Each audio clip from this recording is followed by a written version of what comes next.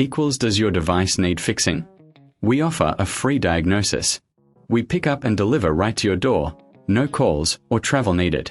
We send you a quote before repairing, and only go ahead if you approve it. Easy, transparent, and professional. Link in description. To start, gather your tools, a screwdriver and a clean cloth.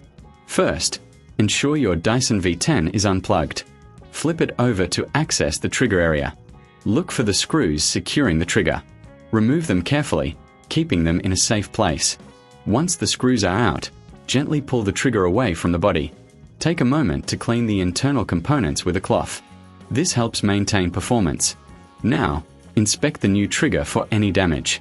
If everything looks good, align it with the body and press it into place.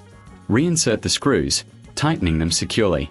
Remember, a professional diagnosis without obligation is always available if you need assistance. After replacing the trigger, give your vacuum a quick visual check. Ensure all parts are secure and there are no loose components. If you prefer, we offer pickup and delivery at your home, so you don't have to worry about transport. No calls, no travel, just a simple quote before repair. Your Dyson V10 is now ready for action. Does your device need fixing? We offer a free diagnosis. We pick up and deliver right to your door, no calls or travel needed.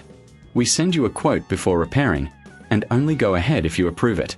Easy, transparent, and professional. Link in description.